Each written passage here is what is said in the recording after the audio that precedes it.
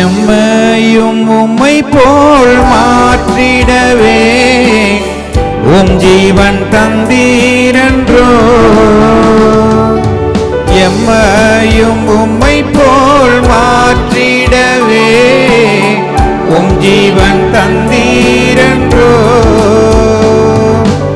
எங்களை தரை மட்டம் தாழ்த்துகின்றோம், தந்து விட்டோம் அன்பின் கரங்களிலே.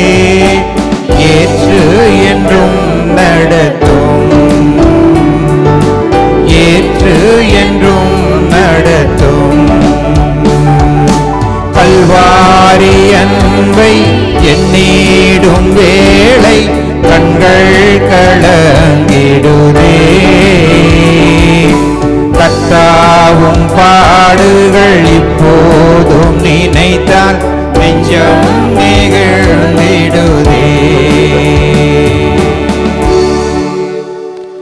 கிருபை நிறைந்த எங்கள் நல்ல பிதாவே, இயேசுவே, அன்பின் பிதாவே, உமக்கு ஸ்தோத்திரம். அடிக்கப்பட்ட ஆட்டுக்குட்டியானவரே, உமக்கு ஸ்தோத்திரம். ஆடுகள் ஆகிய எங்களுக்கு உம்முடைய ஜீவனை கொடுத்தவரே, உமக்கு ஸ்தோத்திரம். எங்களுடைய மீறுதல்கள் நிமித்தம் காயப்பட்டவரே, வாதிக்கப்பட்டவரே, உமக்கு ஸ்தோத்திரம். எங்களுடைய அக்கிரமங்கள் நிமித்தம் நொறுக்கப்பட்டவரே, உமக்கு ஸ்தோத்திரம். எங்களுடைய பாவங்களை எல்லாம் சிலுவையின் மேலே சுமந்தவரே, உமக்கு ஸ்தோத்திரம். எங்களுடைய பலவீனங்களை ஏற்றுக்கொண்டு நோய்களை சுமந்தவரே, உமக்கு ஸ்தோத்திரம். எங்களுடைய பாடுகளை ஏற்றுக்கொண்டு துக்கங்களை சுமந்தவரே, உமக்கு ஸ்தோத்திரம். எங்களுக்காக உம்முடைய பரிசுத்த இரத்தத்தை சிந்தினவரே, உமக்கு ஸ்தோத்திரம். எங்களுக்கு சமாதானத்தை கொடுத்தவரே, உமக்கு ஸ்தோத்திரம்.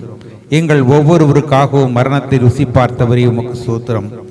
அக்கிரமக்காரரில் ஒருவராக எண்ணப்பட்டவரே, உமக்கு ஸ்தோத்திரம்.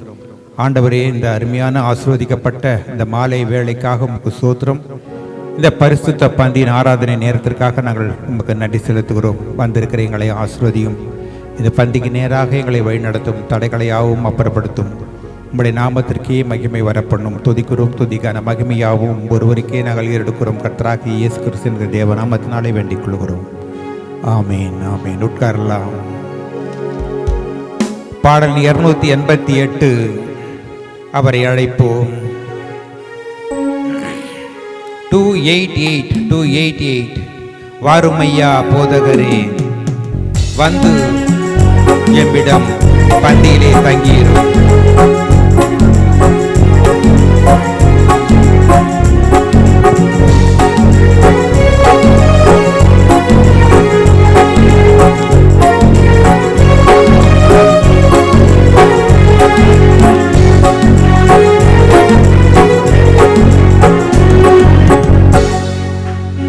வாருமையா போதகரே, வந்தெம்மிடம் தங்கியிரும். வாருமையா போதகரே, வந்தெம்மிடம் தங்கியிரும். சேருமையா பந்தியினில், சேருமையா பந்தியினில். சிறியவராம் எங்களிடம், சிறியவராம் எங்களிடம். ஒளி மங்கி இருளாச்சே, உத்தமனே வாருமையா. ஒளி மங்கி இருளாச்சே, உத்தமனே வாருமையா. கழித்திரவோ காத்திருப்போம், கழித்திரவோ காத்திருப்போம். காவலனே கருணை செய்வாய், காவலனே கருணை செய்வாய். நான் இருப்பேன் நடுவில் என்றேன், நாயன் உன்னாமம் நமஸ்கரிக்க. நான் இருப்பேன் நடுவில் என்றேன், நாயன் உன்னாமம் நமஸ்கரிக்க. தாமதமே தயை புரிய, தாமதமே தயை புரிய தற்பரனே நலம் அருள்வாய். தற்பரனே நலம் அருள்வாய். உன்றன் மனை திருச்சபையை உலகமெங்கும் வளர்த்திடுவீர். உன்றன் மனை திருச்சபையை உலகமெங்கும் வளர்த்திடுவீர். வந்தமர பரிகரித்தே வந்தமர பரிகரித்தே பாக்கியம் அளித்து ஆண்டருள்வாய். பாக்கியம் அளித்து ஆண்டருள்வாய். வறுமையா போதகரே வந்தமிடம் தங்கியிரும்.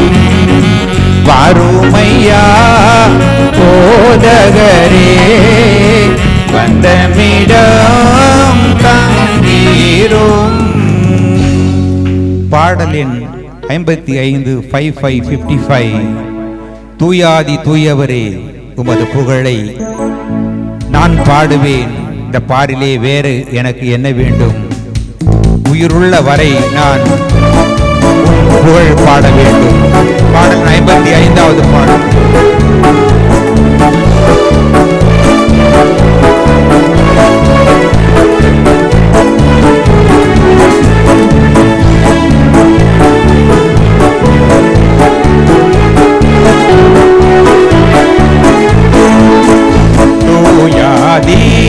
தூயவரே உமது புகழை நான் பாடுவேன். தூயாதி தூயவரே உமது புகழை நான் பாடுவேன்.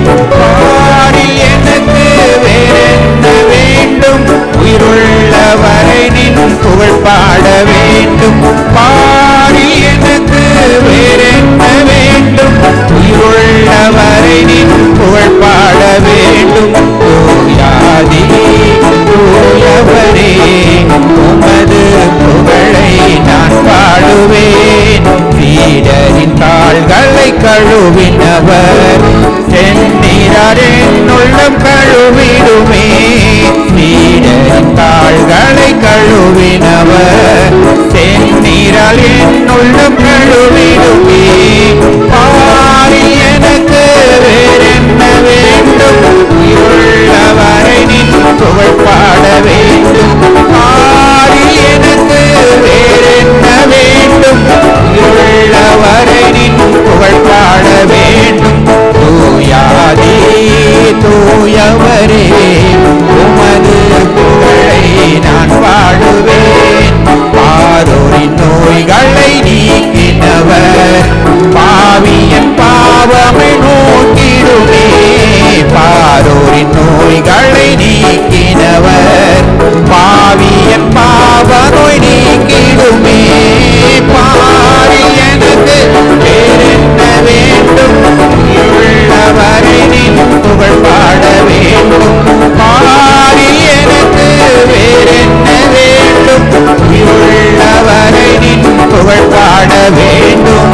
தூயாதி தூயவரே உமது புகழை நான் பாடுவேன். உயரங்கள் பாரினில் அடைந்தவரே துன்பங்கள் தாங்கிட பலன் தாருமே. உயரங்கள் பாரினில் அடைந்தவரே துன்பங்கள் தாங்கிட பலன் தாருமே. பாரில் எனக்கு வேறென்ன வேண்டும்? உயிருள்ளவரை நின் புகழ் பாட வேண்டும். பாரில் எனக்கு வேறென்ன வேண்டும்? உயிருள்ளவரை நின் புகழ் பாட வேண்டும். தூயாதி தூயவரே உமது புகழை நான் பாடுவேன். பரலோகில் இடமுண்டு என்றவரே அறிவாக என்னை சேர்க்க வேகம் வாருமே.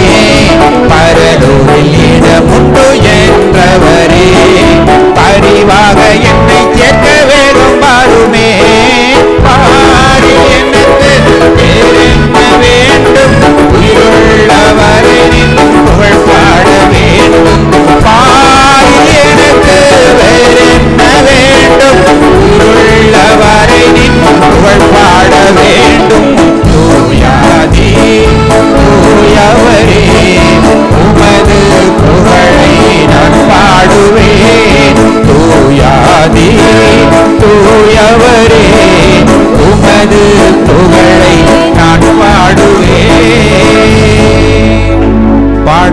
91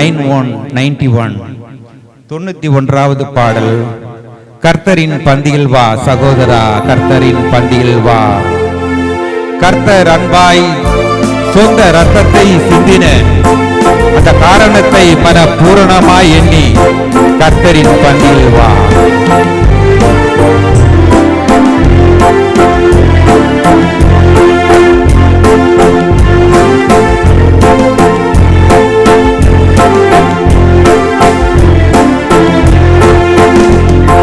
கர்த்தரின் பந்தியில் வா சகோதர, கர்த்தரின் பந்தியில் வா.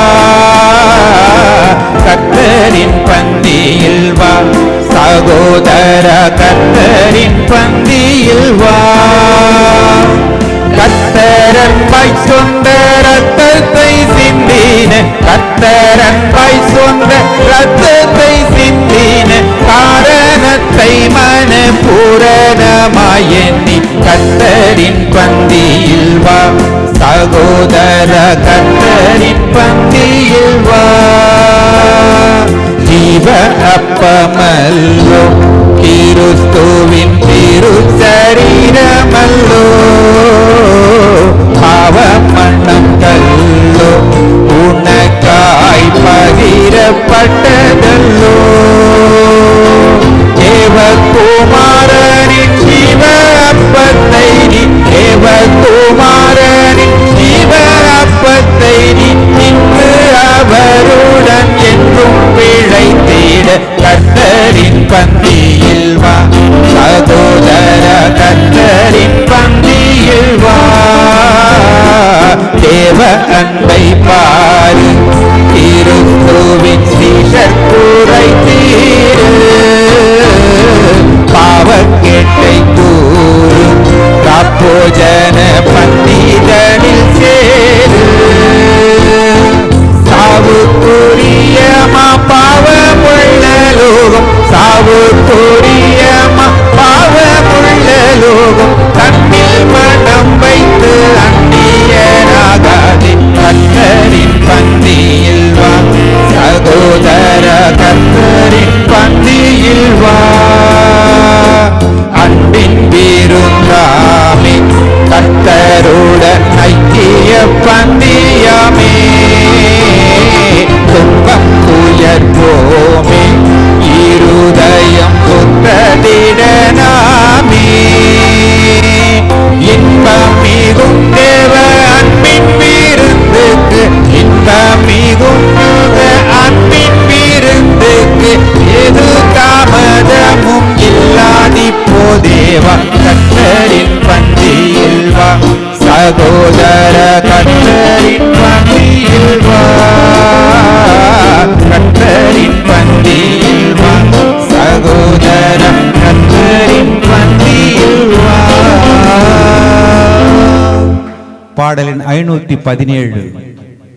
பரிசுத்தம் பெற வந்திட்டீர்களா?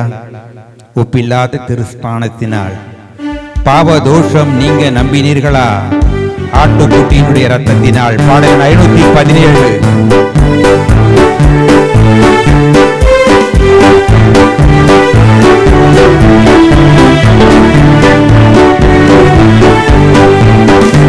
பரிசுத்தம் பெற வந்திட்டீர்களா? ஒப்பில்லா திருஸ்நானத்தினால் பாவதோஷம் நீங்க நம்பினீர்களா? ஆட்டுக்குட்டியின் ரத்தத்தினால் மாசில்லா சுத்தமாகிய தீர்த்தத்தினால் குற்றம் நீங்கி வீரகுணமானீர்கள். ஆட்டுக்குட்டியின் ரத்தத்தினால் பரலோக சிந்தை கழித்தீர்களா? கள்ளமீட்பர்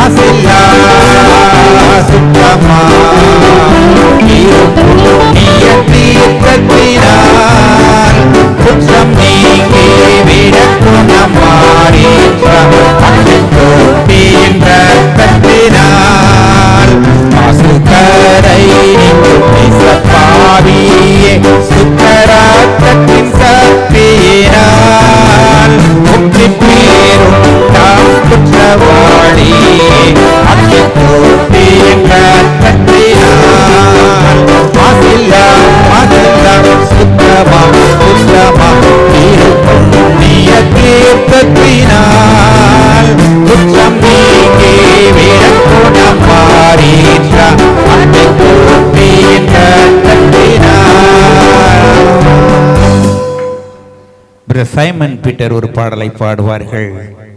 இயேசுவே கிருபாசனபதியே, கெட்ட இழிஞ்சன் என்னை மீட்டருளும். இயேசுவே கிருபாசனபதியே. பாடலின் 241, 241, 241.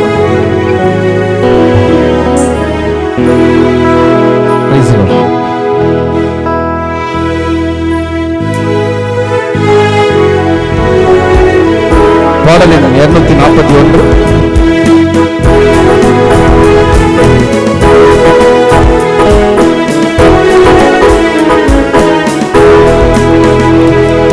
இயேசுவே கிருபாசனபதியே, கெட்ட இளைஞன் என்னை மீட்டருள். இயேசுவே கிருபாசனபதியே, காசினியில் உன்னை அன்றி தாசன் எனக்காதர, கண்டிலின் சருவ வல்ல மண்டலறிவா. காசினியில் உன்னை அன்றி தாசன் எனக்காதர, கண்டிலின் சருவ வல்ல மண்டலறிவா. நேசமாய் இழைக்கிறங்கி மோசமான காதுகாட்டு, நித்தனே என்னை திருத்தி வைத்தருள் புத்தி வருத்து. இயேசுவே கிருபாசனபதியே,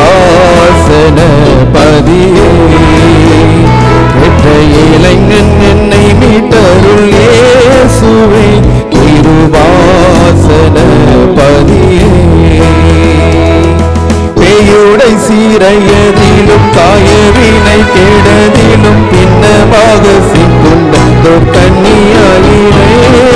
பேயுடை சீரையதிலும் காயவினை கெடதிலும் பின்னமாக சிக்குண்டதர் கன்னியாயிரே. உயரை மீட்கும் பொருளாய் நேயமுற்று தீரம் மீட்ட தேவனை என்னை கண்ணோக்கி தீவினை அனைத்தும் நீக்கி. இயேசுவே கிருபாசனபதியே, கெட்ட இளைஞன் என்னை மீட்டருள். இயேசுவே கிருபாசனபதியே, சீரைப்படுத்தினவற்றை சீரையாக்கிவிட்ட தீரமுள்ள எங்கள் உபகார வல்லனே. சீரைப்படுத்தினவற்றை சீரையாக்கிவிட்ட தீரமுள்ள எங்கள் உபகார வல்லனே. தோரையே துணை அண்டினோர் இறைவா என்னை சதிக்கும் குற்றங்கள் அறவெட்டிட்டு முற்று மூடி பார்த்து. இயேசுவே கிருபாசனபதியே, கெட்ட இளைஞன் என்னை மீட்டருள். இயேசுவே கிருபாசனபதியே, பொல்லா உலகமதில் நல்லா எவரும் இல்லை. பொன்னியனே உம் சரணம் நன்றி அன்றினே. பொல்லா உலகமதில் நல்லா எவரும் இல்லை. பொன்னியனே உம் சரணம் நன்றி அன்றினே. எல்லாருக்கும் எல்லாம் நிறந்தோ எனக்கு நாளரும் இயேசுவே கிருபாசனபதியே, கெட்ட இளைஞன் என்னை மீட்டருள். இயேசுவே கிருபாசனபதியே, இயேசுவே கிருபாசனபதியே, கெட்ட இளைஞன் என்னை மீட்டருள். இயேசுவே கிருபாசனபதியே.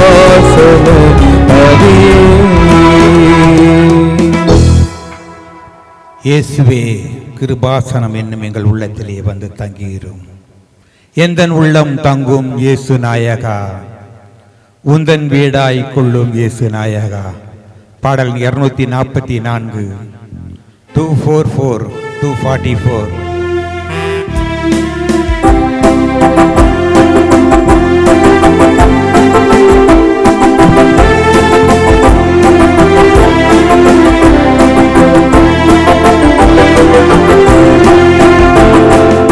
எந்தன் உள்ளம் தங்கும் இயேசு நாயகா,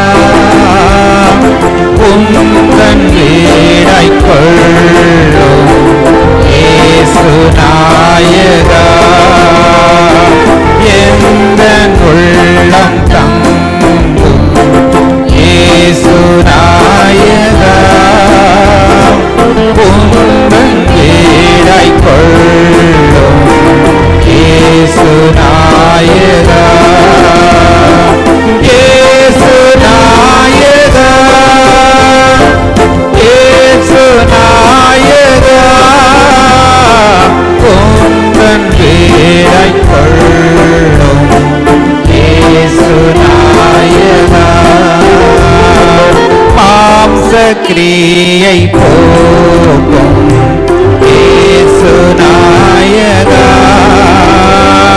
குழந்தை உள்ளமாக்கும் இயேசு நாயகா, மாம்ச கிரியை போக்கும் இயேசு நாயகா, குழந்தை உள்ளமாக்கும் இயேசு நாயகா, இயேசு நாயகா,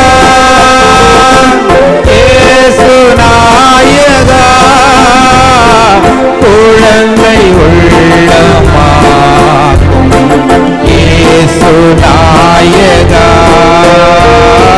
குழந்தை உள்ளமாக்கும் இயேசு நாயகா, திரும்ப விழாது பாரும் இயேசு நாயகா,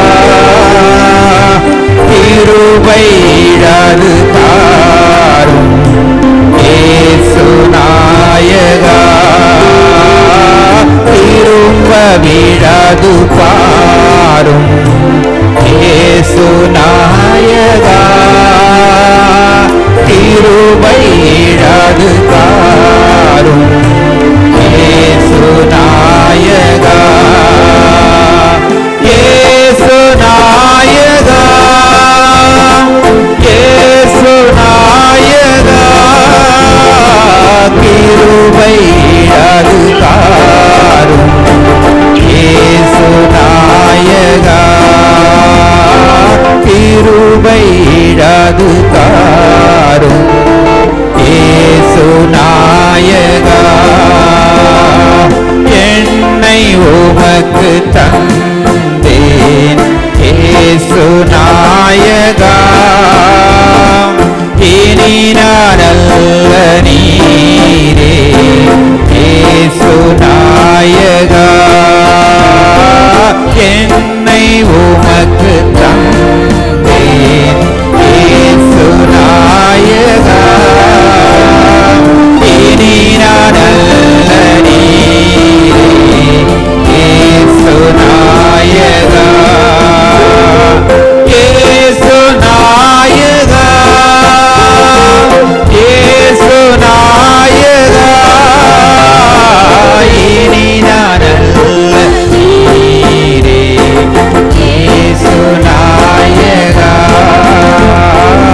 இனி நான் அல்ல நீரே இயேசு நாயகா. முழங்கால் படிடலாம், வார்த்தைக்காய் ஆயத்தமாகலாம். எவ்வளவு பேர் அவர் நேசிக்கிறோம், எவ்வளவு பேர் அவர் நேசிக்கிறோம். ஆமேன், ஆமேன், ஆமேன். I love him, I love him, because he first loved me and purchased my salvation on Calvary tree.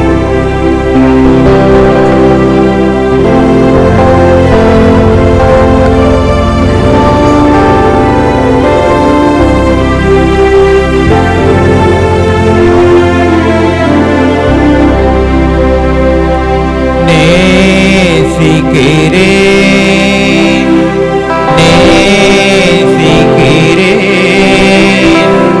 முன்பே அவர் நேசித்தார்.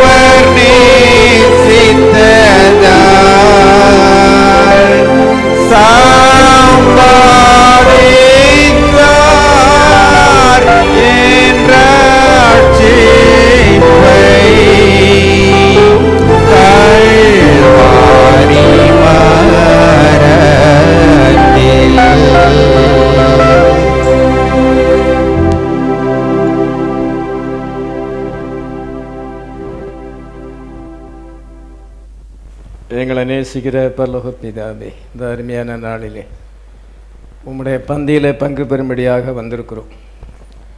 இதே போல் ஒரு சாயங்கால வேளையிலே உம்முடைய சீஷரோடு கூட மேலறையிலே நீர் பஸ்காவை அனுசரித்து ராபோஜனாரனையும் அனுசரித்து பின்பு உம்முடைய சீஷருடைய பாதங்களை கழுவினி. ஆண்டவரும் போதகருமாகிய நானே உங்கள் கால்களை கழுவினது உண்டானால் நீங்களும் ஒருவர் பாதத்தை ஒருவர் கழுவீர்கள். இப்படி செய்வீர்களானால் பாக்கியவான்களாய் இருப்பீர்கள் என்று எங்களுக்கு மாதிரியை நீ வைத்து போயிருக்கிறீர். நான் வருமளவும் என்ன நினைவு கூறும்படி இதை செய்யுங்கள் என்று சொல்லியிருக்கிறீர். நாங்கள் ஆண்டவரே உம்முடைய வருகையை எதிர்நோக்கியிருக்கிறோம். அதனுடைய 3வது பகுதியை நாங்கள் எதிர்நோக்கியிருக்கிறோம். ட்ரம்புக்காக நாங்கள் காத்து கொண்டிருக்கிறோம். கடைசிய காலம் துணிக்கும் பொழுது ஒரு இமைப்பொழுதிலே நாங்கள் மறுரூபமாக்கப்படுவோம். அந்த நேரம் வரைக்கும் நாங்கள் இந்த உலகத்திலே இருக்கும் பொழுது உம்முடைய பாடு மரணங்களை நினைவு கூறும்படியாக எங்களுக்காக நீ மீட்பை சம்பாதித்தீர். அதை நினைவு கூறும்படியாக இந்த அப்பத்திலையும் இந்த திராட்சரசத்திலையும் பங்கு பெறும்படியாக வந்திருக்கிறோம். இதில் நாங்கள் ஆண்டவரே ஒரு அடையாளமாக பங்கு பெறும் பொழுது நீர் ஆண்டவரே ரியலாக எங்களுக்குள்ளே வாசமாய் இருப்பீராக. இந்த அப்பத்தையும் திராட்சரசத்தையும் நாங்கள் பங்கு பெறும் பொழுது நீர் எங்களிலும் நாங்கள் உங்களிலும் உண்மையிலும் நாங்கள் நிலைத்திருக்கத்தக்கதாக இந்த ஒன்னஸை நீர் தர வேண்டுமாறு ஜெபிக்கிறோம். இந்த அப்பத்தின் மூலமாகவும் திராட்சரசம் மூலமாகவும் உம்முடைய சரீரத்தோடு இரத்தத்தோடு நாங்கள் இணைக்கப்பட கிருபைத்தார். எல்லாரையும் நீர் இதற்கென்று ஆயத்தப்படுத்துவீராக. அந்த சீசரத்திலே நீர் உங்களில் ஒருவன் என்னை காட்டி கொடுப்பான் என்று சொன்ன பொழுது நானோ என்று சொன்னார்கள். அவ்விதமான ஒரு செல்ஃப் எக்ஸாமினேஷனை நீர் அங்கே கொண்டு வந்தீர். அதே போல் நாங்கள் இதில் பங்கு பெறுவதற்கு முன்னதாக எங்களை நாங்களே நிதானித்து பார்த்து நாங்கள் தேவனோடு கூட ஒப்புரவாகி இந்த பந்தியில் பங்கு பெறும் பொழுது எங்களுக்கு இது அதிக ஆசீர்வாதமாக இருக்கும். இதோடு சேர்ந்து நீர் எல்லாவற்றையும் தருவீராக. தம்முடைய சொந்த குமாரன் என்று பாராமல் நம்ம எல்லாருக்காகவும் அவரை ஒப்பு கொடுத்தவர் அவரோடு கூட மற்ற எல்லாவற்றையும் அருளாதிருப்பது எப்படி என்று ஆண்டவரே ரோமர் 8:32 வாசிக்கிறோம். எங்களுக்காக நம்முடைய சரீரத்தையும் இரத்தத்தையும் நீர் கொடுத்திருக்கும் பொழுது அதோடு கூட இந்த உலக வாழ்க்கைக்கு தேவையான எல்லா நன்மைகளையும் சேர்த்து நீர் கொடுப்பீராக. கர்த்தாவே, வார்த்தையோடு இந்த உலக வாழ்க்கைக்கு தேவையான எல்லா நன்மைகளையும் தாரும். எங்களுடைய ஜெப விண்ணப்பங்களை நீர் அங்கீகரிப்பீராக. எங்களை நீர் தாமே பரிசுத்தப்படுத்தும். இப்பொழுது சிறிது நேரமாக வார்த்தையை தியானிக்கும் பொழுது அந்த வார்த்தையின் மூலமாக எங்களை ஆயத்தப்படுத்துவீராக, ஆசீர்வதிப்பீராக. தூரத்திலிருந்து சமயத்தில் வந்திருக்க எல்லாரையும் நீர் பாதுகாத்து கொள்ளும், ஆசீர்வதியும். இயேசு கிறிஸ்துவின் நாமத்திலே வேண்டிக் கொள்கிறோம். ஆமென்.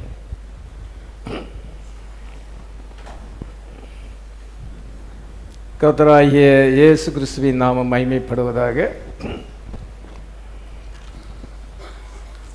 தூரத்திலிருந்து சமீபத்திலிருந்தும் அநேகர் இந்த ராபோஜனாரனிலே பங்கு பெறும்படியாக வந்திருக்கிறார்கள். சேலத்திலிருந்து மேரி பெர்னட் என்ற சகோதரி வந்திருக்கிறாங்க. இன்னும் பெரிய தரிசனி அவங்களும் இப்படியாக சேலத்திலிருந்து கர்த்தர் தாமே சில சகோதரர்களை கொண்டு வந்திருக்கிறார். அதே போல் திருப்பூர் மற்றும் கோயம்புத்தூர், பெங்களூர், மதுரையிலிருந்து சகோதரன் ஆண்ட்ரூஸ் வந்திருக்கிறார். இவ்விதமாக கர்த்தர் அநேகரை கொண்டு வந்திருக்கிறார். கர்த்தருக்குள் படுகிற பிரயாசங்கள் வீணா போகாது. ஆண்டவர் அதுக்கேற்ற பலனை தருவார். அந்த சேபா நாட்டி ஸ்ரீ சாலமனின் ஞானத்தை கேட்பதற்காக சகாரா பாலைவனத்தில் நீ தாண்டி அங்கள் எருசலேமுக்கு வருகிறார். நான் கர்த்தராகிய இயேசு கிறிஸ்து சொல்லுகிறார், இதோ சாலமனின் பெரியவர் நம் மத்தியிலே இருக்கிறார். ஹல்லேலூயா. இயேசு கிறிஸ்து சாலமோனின் பெரியவராக இருக்கிறார். அன்றைக்கு அவர் மாம்சத்தில் இருந்தார், இன்றைக்கு அவர் வேட்பாமாக இருக்கிறார். அதனால் இந்த வார்த்தை சுற்றிலும் ஐக்கியப்படும் பொழுது, நம்ம ஆண்டவரை தேடி வரும் பொழுது நிச்சயமாக அதற்கு இம்மையிலும் மறுமையிலும் பலன் உண்டு. கர்த்தர் தாமே எல்லாரையும் ஆசீர்வதிப்பாராக. நம்ம வேதத்திலிருந்து ஒரு வசனத்தை நம்ம தியானித்து சீக்கிரமாக முடிச்சிடலான்னு பார்க்குறேன். ஏனென்றால் இந்த ஆராதனைக்கு பிறகு பந்தி இருக்கிறது. தூரத்தில் போகிறவங்க முதலாவது பந்தியில் பங்கு பெறும்படியாக கேட்டுக்கொள்கிறேன். பக்கத்தில் இருக்கவங்க கொஞ்சம் வெயிட் பண்ணி நீங்கள் அந்த பந்தியில் பங்கு பெறும்படியாக கேட்டுக்கொள்கிறேன். சகோதரமார்கள் எல்லா காரியத்தையும் ஆட்டோமேட்டிக்காக ஒழுங்கு செய்வார்கள். கர்த்தர் தாமே ஆசீர்வதிப்பாராக.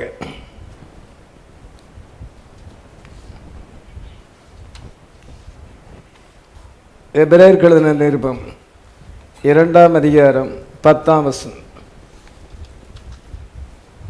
ஏனென்றால் தமக்காகவும் தம்மாலேயும் சகலத்தையும் உண்டாக்கினவர் அநேகம் பிள்ளைகளை மகிமையில் கொண்டு வந்து சேர்க்கையில் அவருடைய ரட்சிப்பின் அதிபதியை உபத்திரவங்களினாலே பூரணப்படுத்துகிறது அவருக்கு ஏற்றதாய் இருந்தது.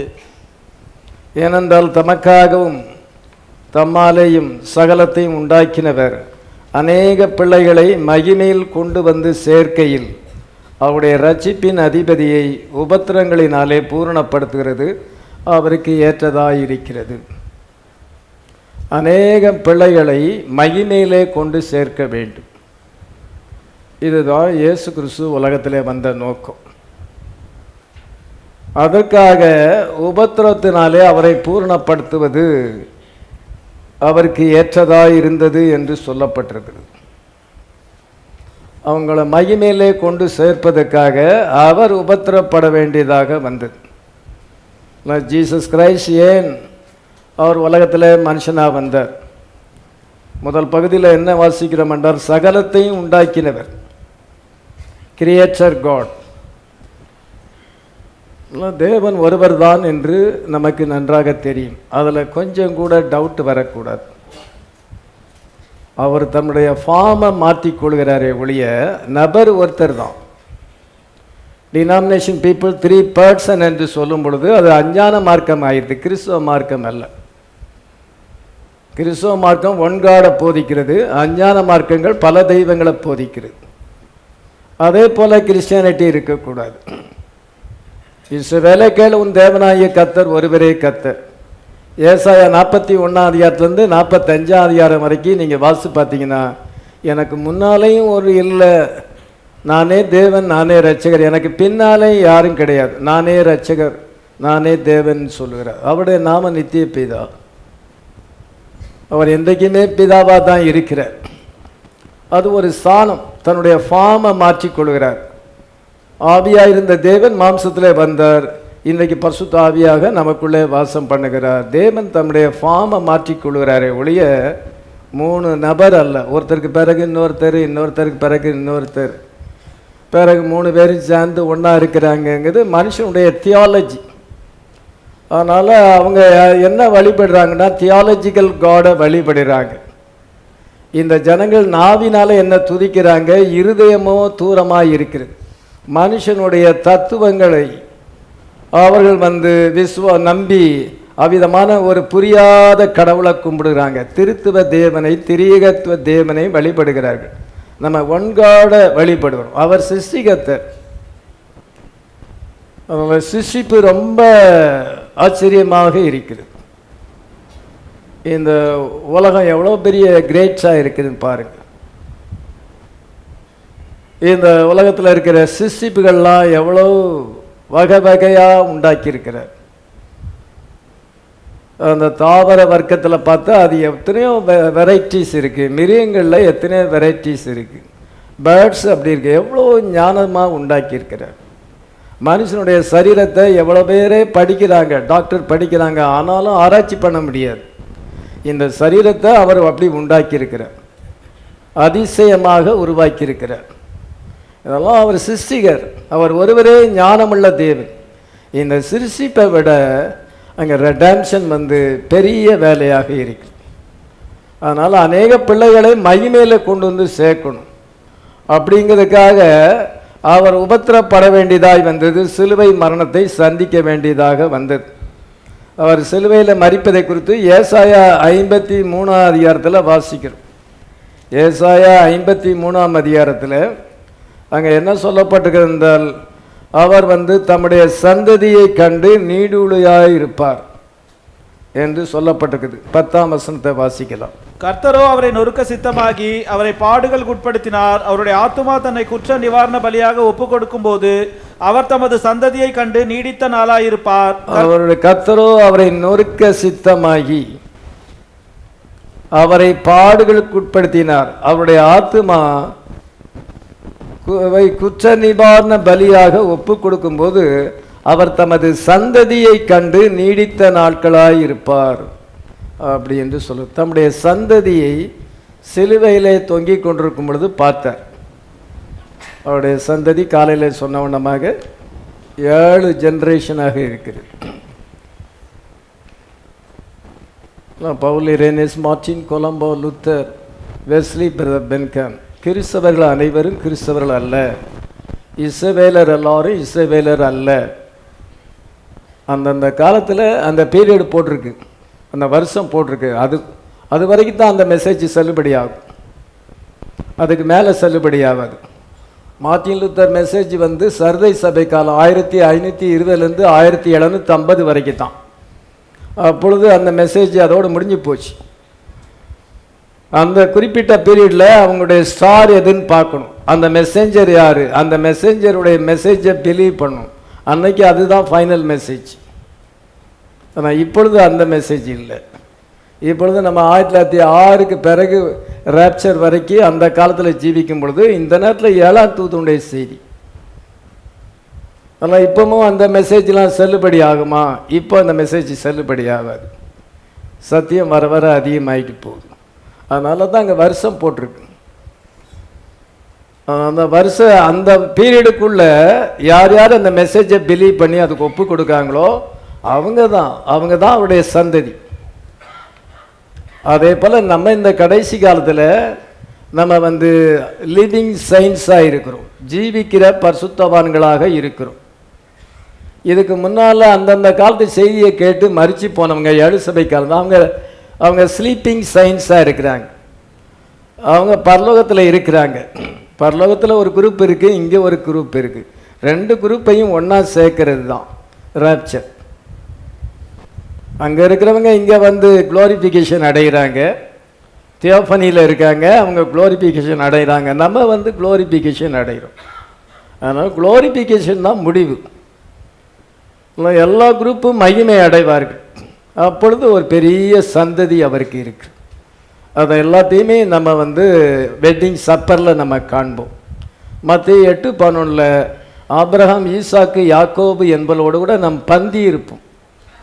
மத்திய 8:11 வாசிக்கலாம். அநேகர் கிழக்கிலும் மேற்கிலும் இருந்து பரலோக ராஜ்யத்தில் ஆபிரகாம், ஈசாக்கு, யாக்கோபு என்பவர்களோட பந்தி இருப்பார்கள். இது அநேகர் கிழக்கிலும் மேற்கிலிருந்து உலகத்தினுடைய பல பாகங்களிலிருந்து வருகிறாங்க. இவங்கெல்லாம் ஆபிரகாம், ஈசாக்கு, யாக்கோபு என்பவர்களோடு பந்தி இருப்போம். பழைய ஏற்பாட்டு பரிசுத்தவான்கள் ஸ்லீப்பிங் சயின்ஸ், நம்ம லிவிங் சயின்ஸாக இருக்கிறோம்.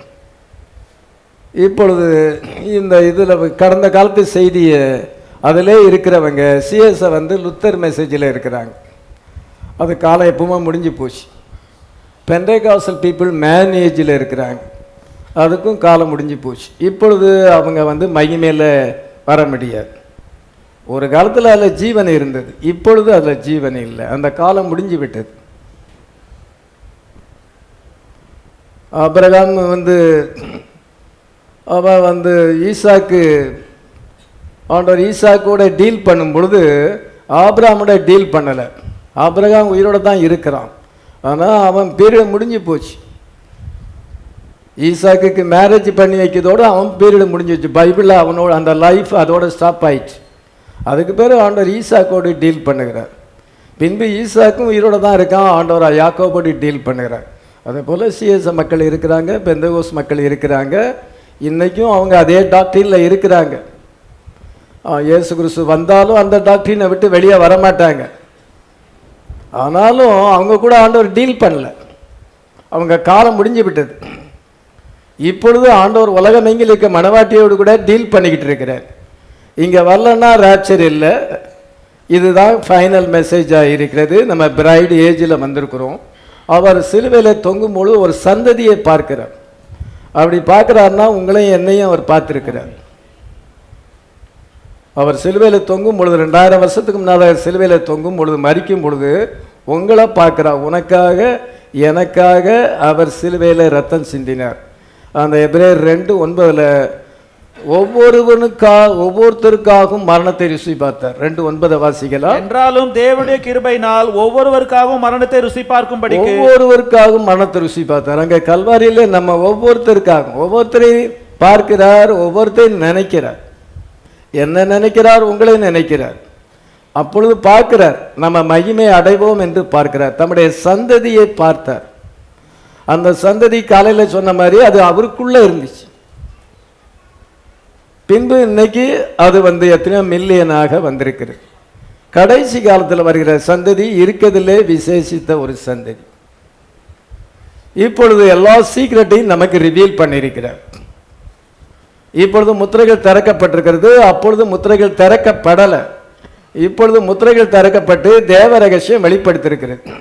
வார்த்தையில மறைந்திருந்த கிறிஸ்து தன்னை திரை நீக்கி வெளிப்படுத்தி இருக்கிறார். ஆமீன். எதற்காக?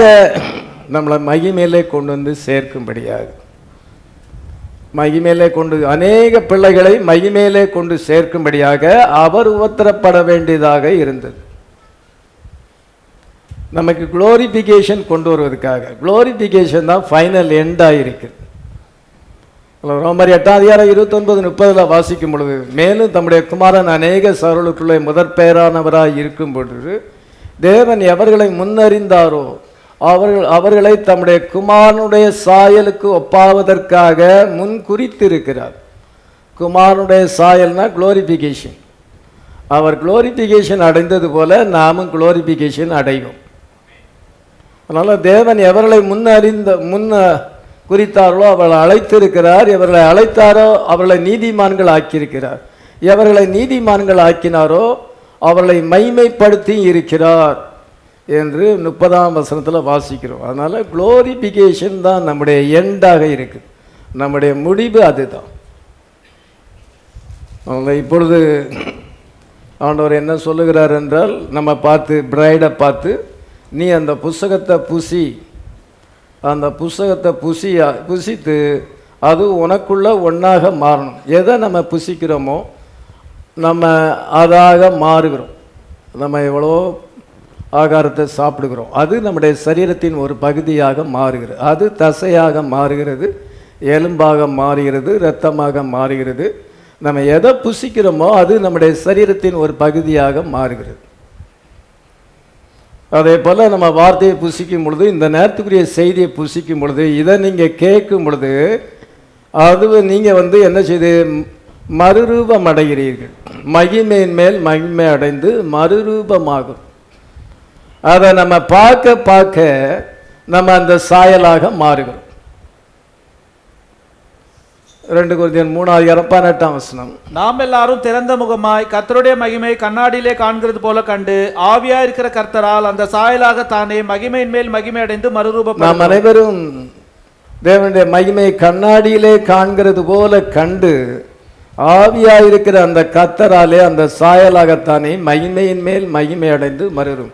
இதை நம்ம பார்க்க பார்க்க கண்ணாடியிலே காண்கிறது போல நம்ம இதை காணும் போது பார்க்க பார்க்க பிஹோல்டிங், நம்ம இதை நோக்கி பார்க்க பார்க்க நம்ம அந்த வசனமாக வார்த்தையாக மாறுகிறோம். அதில் சொல்லப்பட்டபடியே நமக்கு நடக்கிறது.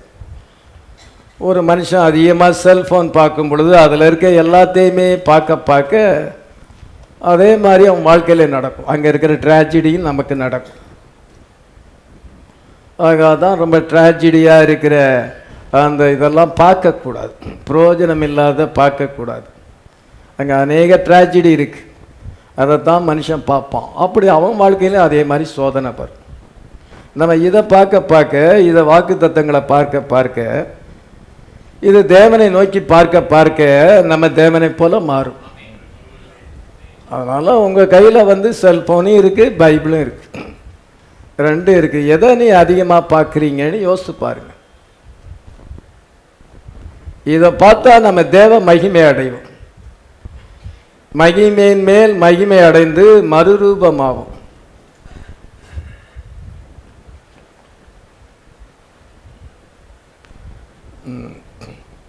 நம்ம அதை பார்க்க பார்க்க அதில் இருக்கிற துர்ச்செய்திகள், அங்கே இருக்கிற மனுஷனுக்கு வருகிற போராட்டங்கள், அநியாயங்கள், இதெல்லாம் தான் அதில் இருக்குது. அதே போல் நம்ம வாழ்க்கையில் நடந்துடக்கூடாது. அதெல்லாமே தெரிஞ்ச காரியம்தான், ஒன்றும் புதுசான காரியம் கிடையாது. உலகத்தில் அப்படி தான் நடக்கும். ஆனால் இதை பார்க்கும் பொழுது நம்ம சேஞ்ச் ஆகிறோம். என்ன சேஞ்ச் ஆகிறோம்? மகிமை அடைகிறோம். அதுக்கு இந்த புஸ்தகத்தை நம்ம புசிக்கணும். வெளிப்படுத்தல் 10:8-11 வரைக்கும் வாசிக்கலாம். நான் வானத்திலிருந்து பிறக்க கேட்ட சத்தம் மறுபடியும் என்னுடனே பேசி, சமுத்திரத்தின் மேலும் பூமியின் மேலும் நிற்கிற தூதனுடைய கையில் இருக்கும் திறக்கப்பட்ட சிறு புஸ்தகத்தை நீ போய் வாங்கிக்கொள் என்று சொல்ல, நான் தூதனிடத்தில் போய் இந்த சிறு புஸ்தகத்தை எனக்கு தாரும் என்றேன். அதற்கு அவன், நீ இதை வாங்கி புசி, இது உன் வயிற்றுக்கு கசப்பாயிருக்கும், ஆகிலும் உன் வாய்க்கு இது தேனை போல மதுரமாயிருக்கும் என்றான். நான் அந்த சிறு புஸ்தகத்தை தூதனுடைய கையிலிருந்து வாங்கி அதை புசித்தேன். என் வாய்க்கு அது தேனை போல மதுரமாயிருந்தது. நான் அதை புசித்த உடனே என் வயிறு கசப்பாயிற்று. அப்பொழுது அவன் என்னை நோக்கி, நீ மறுபடியும் அநேக ஜனங்களையும் ஜாதிகளையும் பாஷைக்காரரையும் ராஜாக்களையும் குறித்து தீர்க்க தரிசனம் சொல்ல வேண்டும் என்றான்.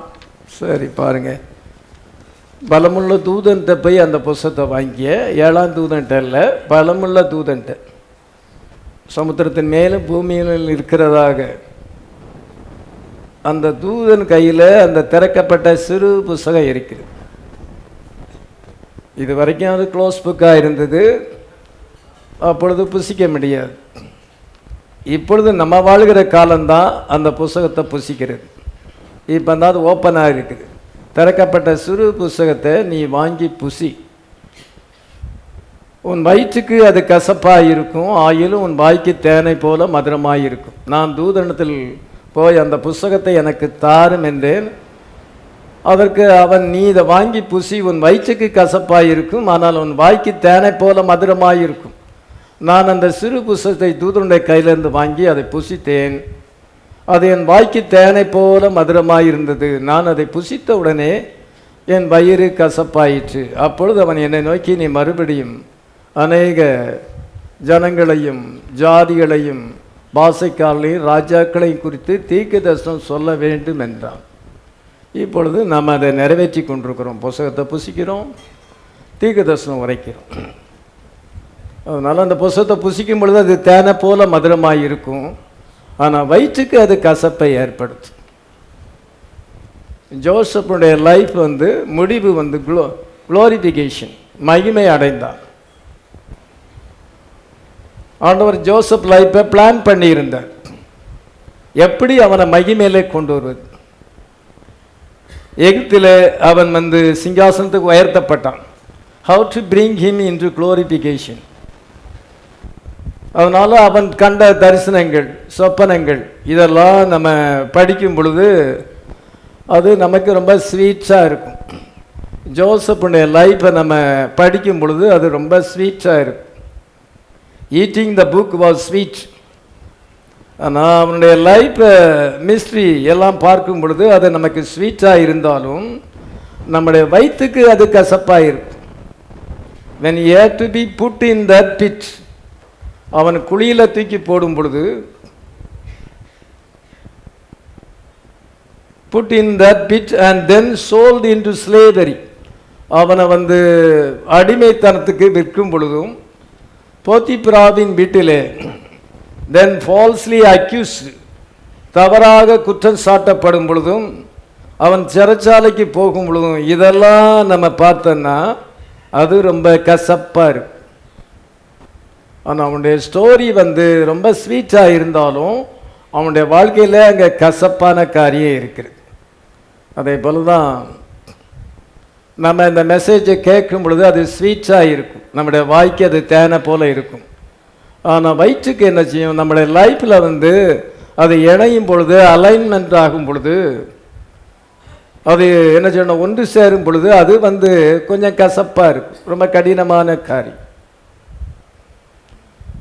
லைஃப்பில் நம்ம சூழ்நிலைகளை சந்திக்கும் பொழுது அது கசப்பாக இருக்கும். வார்த்தை நிமித்தம் போராட்டங்கள், நிந்தைகள் வரும் பொழுது சாக்ரிஃபைஸ் பண்ண வேண்டிய சூழ்நிலை ஏற்படும். அதெல்லாமே நமக்கு கசப்பாக இருக்கும்.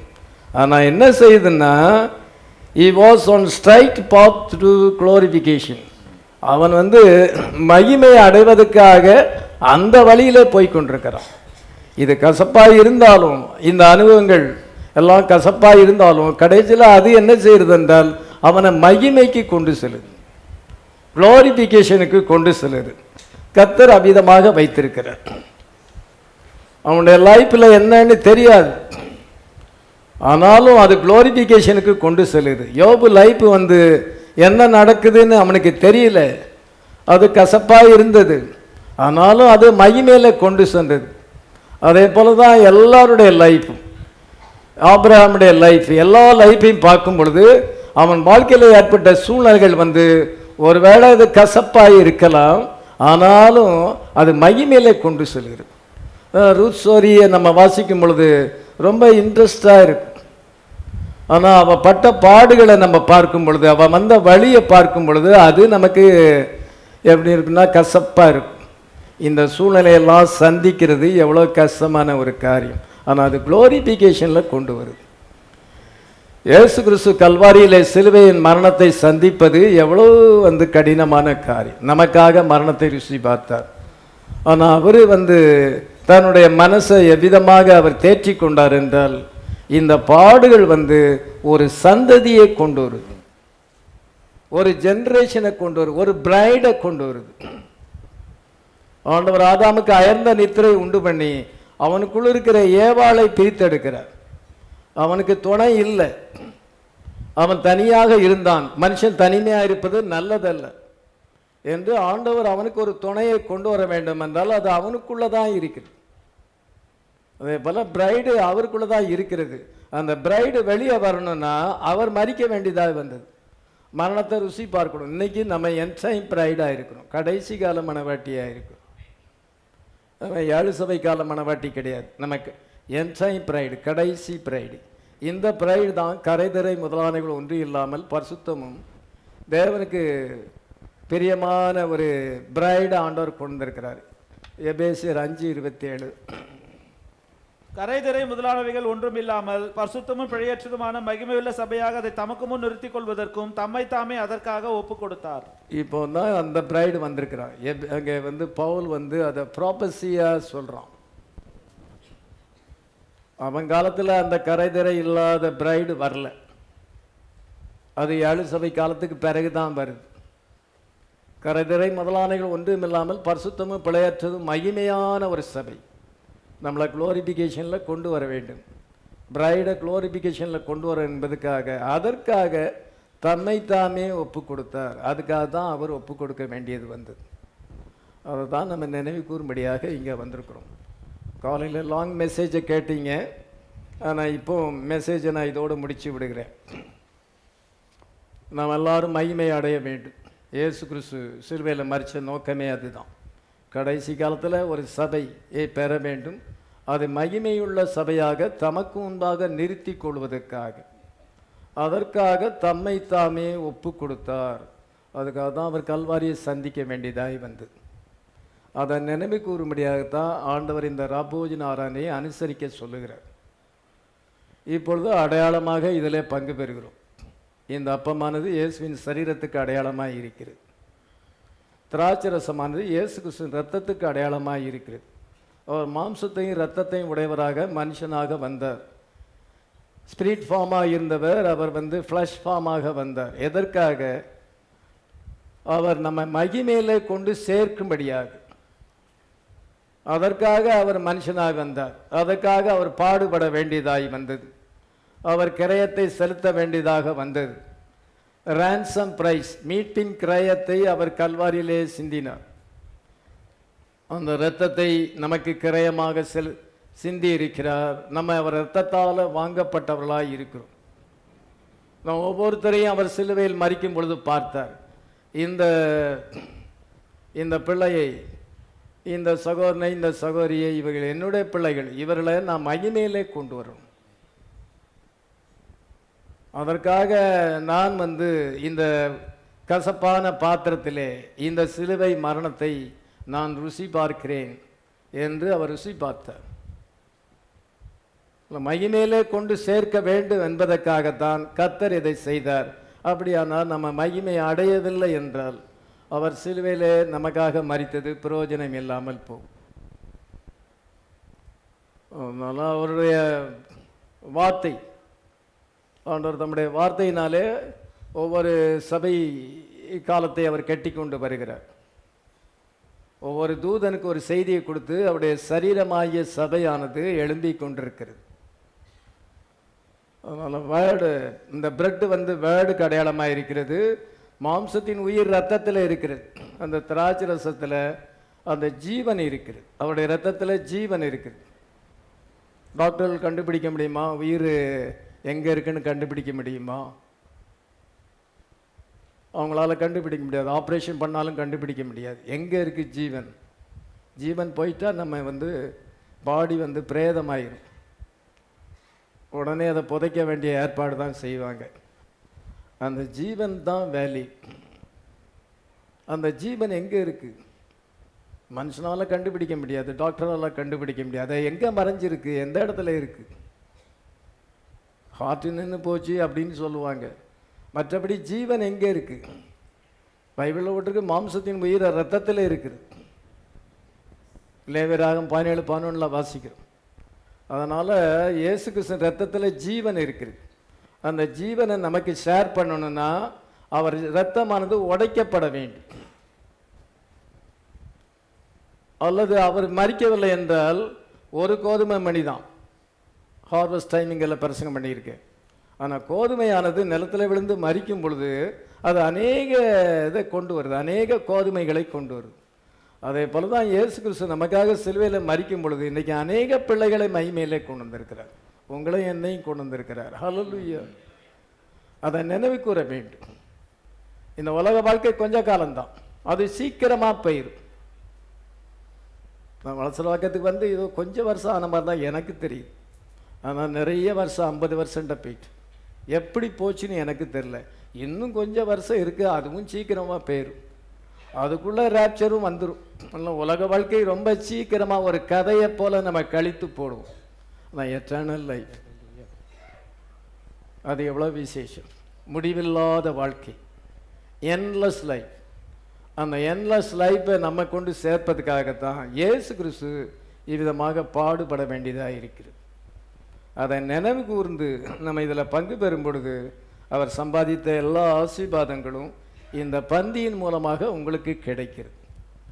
இந்த பந்தியில் நீங்கள் விசுவாசத்தோடு பங்கு பெற்றால் இந்த மாதத்திலே உங்களுக்கு அற்புதம் நடக்கும். நீங்கள் ஜெபத்தோடு பங்கு பெற்ற அந்த ராப்போஜன அறநிலை, நீர் ஆண்டவரே உமக்கு எனக்காக நீர் உம்முடைய ஜீவனை கொடுத்திருக்கும் பொழுது மற்ற எல்லாத்தையும் நீ அருளாதிருப்பது எப்படி? ரோமர் 8:32. தம்முடைய சொந்த குமாரன் என்று பாராமல் நம்ம எல்லாருக்காகவும் அவரை ஒப்பு கொடுத்தவர் அவரோட கூட மற்ற எல்லாவற்றையும் நமக்கு அருளாதிருப்பது எப்படி? இந்த இடத்துல சொந்த குமாரன் சொல்லும் பொழுது அவர் மாம்சத்தில் வந்ததை குறிக்கிறது. அதனால் தம்முடைய சொந்த குமாரன் என்று பாராமல் நம்ம எல்லாருக்காக அவரை ஒப்பு கொடுத்த அவரோடு கூட மற்ற எல்லாவற்றையும் அருளாதிருப்பது எப்படி? தம்முடைய ஜீவனையே தம்முடைய சரீரத்தை பலியாக ஒப்பு கொடுத்து தம்முடைய இரத்தத்தை அவர் சிந்திருக்குமா அப்படி அவர் கொடுத்திருக்கும் பொழுது மற்ற எல்லாத்தையும் உங்களுக்கு தரலாதிருப்பது எப்படி? அதுவும் உங்களுடைய ஃபெய்த்தை பொறுத்து இருக்கு. நீங்கள் விசுவாசித்தால், இந்த வசனத்தை வாசித்து விசுவாசித்து இந்த பந்தியில் பங்கு பெற்றால், ஆண்டவரே என் வாழ்க்கையில் இது தேவைப்படுது, எனக்கு நீர் தர வேண்டும், இந்த பந்தியில் நான் பங்கு பெறுறேன், எனக்காக நீர் ஜீவனையே கொடுத்துருக்கும் பொழுது உங்களுடைய சரீரத்தையே பலியாக ஒப்பு, அதோடு கூட இது தரதெல்லாம் உமக்கு லேசான காரியம், இதெல்லாம் அற்பமான காரியம். இந்த உலக காரியங்கள்லாம் அதெல்லாத்தையும் எனக்கு கிராண்ட் பண்ணும், நான் இதை எதிர்பார்க்கிறேன். we get what we expect. நீங்கள் எதை எதிர்பார்க்கீங்களோ அதை பெறுவீங்க, எதிர்பார்க்காட்டா எதையும் பெற முடியாது. நியூயரில் சொல்லியிருக்கேன். இந்த ராப்போஜன அறநிலையில் இந்த வார்த்தையை விசுவாசித்து நீங்கள் சொல்லும் பொழுது அது கிடைக்கும். முடிவில் நம்ம மகிமை அடையும். இதுக்காக தான் கல்வாரியில் மரித்தார், உங்களுக்காக எல்லா ஆசீர்வாதத்தையும் சம்பாதித்தார், கடைசியில் உங்களை மகிமையில் கொண்டு சேர்க்கணும். அதுக்கு தான் இயேசு கிறிஸ்து உலகத்தில் வந்தார். அவர் மாம்சத்தில் வெளிப்பட்டு அந்த ரெடாம்ஷன் ஒர்க்கை அவர் சம்பாதித்தார். இப்பொழுது அவர் அந்த மறுபடியும் இறங்கி கிளைமிங் ஒர்க்கை அவர் செய்கிறார். யார் யார் அவருடைய பிள்ளைகள் உலகத்தில் எங்கெங்கே இருக்கிறோ அவளை பேர் சொல்லி அழைக்கிறார். இந்த வார்த்தையானது சந்திக்கும் பொழுது அவங்க வருகிறாங்க. இந்த புல்னஸ் ஆஃப் வேர்டில் வரும் பொழுது ஒரு நல்ல மகிமை அடைகிறாங்க. அந்த குளோரிஃபிகேஷனுக்காக ஆண்டவர் சேர்த்து கொண்டிருக்கிறார். இதெல்லாம் நீங்கள் அந்த நாள் வரும் பொழுது உங்களுக்கு இதனுடைய அருமை தெரியும். கர்த்தர் தாமே நம்மை ஆஸ்வதிப்பாராக. இங்கே ஒரு சாட்சி வாசிக்க மறந்துட்டேன். கர்த்தருக்கு ஸ்தோத்திரம். கடந்த மாதம் 18/12/25 அன்று என் கணவர் ராஜன் பாபு அவர்களுக்கு 2 கண்களிலும் புரை இருப்பதாகவும் உடனே அறுவை சிகிச்சை செய்ய வேண்டும் எனவும் மருத்துவர்கள் கூறியிருந்தார்கள். நாங்கள் அசோசியேட் பாஸ்டர் கேல்வின் அவர்களுக்கு தொலைபேசியில் பேசி என் கணவருக்காக ஜெபித்து கொள்ளும்படி ப்ரேயர் ரிக்வெஸ்ட் கொடுத்திருந்தோம். இப்போது 2 கண்களிலும் 1 வார இடைவெளியில் அறுவை சிகிச்சை நடந்து நல்ல முறையில் உள்ளார். கம்யூனியனில் கலந்து கொள்ளவும் கர்த்தர் உதவி செய்தார். எங்களுக்காக ஜெபித்து கொண்ட சபை போதகர் அவர்களுக்கும் அசோசியேட் பாஸ்டர் கேல்வின் அவர்களுக்கும் சபை மக்கள் அனைவருக்கும் எங்கள் நன்றியை இயேசு கிறிஸ்துவின் நாமத்தினாலே தெரிவித்துக் கொள்கிறேன். இப்படிக்கு கெஸ்ஸியா வளர்மதி, சேலம். கர்த்தர் தாமே ஆசீர்வதிப்பாராக. நம்ம எல்லாரும் ஜெபம் பண்ணோம்.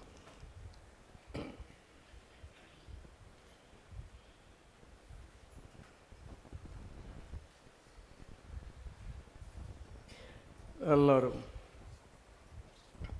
கர்த்தரை நோக்கி பார்ப்போம்.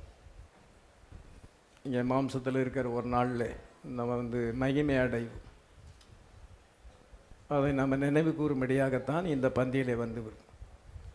நான் மகிமை அடைவதற்காக இயேசு சிலுவையிலே மரித்தார். என்னுடைய முடிவு மகிமை, குளோரிஃபிகேஷன். ஜோசப்புடைய முடிவு குளோரிஃபிகேஷன். அதே போல் ஒவ்வொரு விசுவாசியினுடைய முடிவும் குளோரிஃபிகேஷன். அந்த நாள் சீக்கிரமாக வருகிறது. மகிமையில் இயேசுவை நாம் சந்திக்க போகிறோம். அதற்காகத்தான் அவர் இவ்விதமாக அவர் கல்வாரியை சந்திக்க வேண்டியதாய் வந்தது. அதை நினைவு கூறும்படியாகத்தான் ஒவ்வொரு மாதத்திலையும் நம்ம ராப்போஜிட்ட பங்கு பெறும். அப்பொழுது உலகத்தின் பாடுகள் எல்லாமே, பிரச்சனைகள், போராட்டங்கள் எல்லாத்துக்கும் ஃபைனல் சொல்யூஷன் வரும். மகிமையில் இயேசுவை சந்திக்கும் அந்த நாள் நல்ல நாள், மகிமையின் நாள். வாலிபமும் மறையுதே, எண்ணமெல்லாம் வீணாகும், கல்வியெல்லாம் மண்ணாகும், காலமோ செல்லுதே என்றுதானே அந்த கோரஸை நம்ம பாடும் பொழுது கர்த்தரை நோக்கி பார்ப்போம். மகிமையில் இயேசுவை பரிசிக்கும் நேரத்தில் அந்த நாள் நல்ல நாள், பாக்கிய நாள். அந்த நாள் நல்ல நாள், பாக்கிய நாள். காலமோ செல்லுவே, வாலிபம் மறையுவே, எண்ணமெல்லாம் வீணாகும், கல்வியெல்லாம் மண்ணாகும். மகிமையில் இயேசுவை பரிசிக்கும் நேரத்தில் அந்த நாள் நல்ல நாள், பாக்கிய நாள். அந்த நாள் நல்ல நாள், பாக்கிய நாள். நான் உங்களுக்கு ஒப்பித்ததை கர்த்தரிடத்தில் பெற்றுக்கொண்டேன். என்னவெனில் கர்த்தராகிய இயேசு தாம் காட்டி கொடுக்கப்பட்ட அந்த ராத்திரியிலே அப்பத்தை எடுத்து, இது உங்களுக்காக பிற்கப்படுகிற என்னுடைய சரீரமாய் இருக்கிறது, என்னை நினைவு கூறும்படி இதை செய்யுங்கள் என்றார். போஜன பண்ணின பின்பு அவர் அந்தபடியே பாத்திரத்தையும் எடுத்து, இந்த பாத்திரம் என் இரத்தத்தினாலாகிய புதிய உடன்படிக்கையாக இருக்கிறது, நீங்கள் இதை பானம் பண்ணும் போதெல்லாம் என்னை நினைவு கூறும்படி இதை செய்யுங்கள் என்றார். ஆகையால் நீங்கள் இந்த அப்பத்தை புசித்து இந்த பாத்திரத்தில் பானம் பண்ணும் போதெல்லாம் கர்த்தர் வருமளவும் அவருடைய மரணத்தை தெரிவிக்கிறீர்கள். இப்படி இருக்க எவன் அபாத்திரமாய் கர்த்தருடைய அப்பத்தை புசித்து அவருடைய பாத்திரத்தில் பானம் பண்ணுகிறானோ அவன் கர்த்தருடைய சரீரத்தையும் இரத்தத்தையும் குறித்து குற்றமுள்ளவனாயிருப்பான். எந்த மனுஷனும் தன்னைத்தானே சோதித்தறிந்து இந்த அப்பத்தில் புசித்து இந்த பாத்திரத்தில் பானம் பண்ண கடவன். எண்ணத்தினால நீ அபாத்திரமாய் போஜனம் பானம் பண்ணுகிறவன் கர்த்தருடைய சரீரம் இன்னதென்று நிதானித்து அறியாதனால் தனக்கு ஆக்கினை தீர்ப்பு வரும்படி போஜனம் பானம் பண்ணுகிறான். இது நிமித்தம் உங்களில் அநேகர் பலவீனரும் வியாதியுள்ளவருமாய் இருக்கிறார்கள், அநேகர் நித்திரையும் அடைந்திருக்கிறார்கள். நம்மை நாமே நிதானித்து அறிந்தால் நாம் நியாயந்தீர்க்கப்படும். நாம் நியாயந்தீர்க்கப்படும் பொழுது உலகத்தோடே ஆக்கினைக்குள்ளாக தீர்க்கப்படாதபடிக்கு கர்த்தராலே சிட்சிக்கப்படுகிறோம். ஆகையால் என் சகோதரரே, நீங்கள் போஜனம் பண்ண கூடி வரும் பொழுது ஒருவருக்காக ஒருவர் காத்திருங்கள்.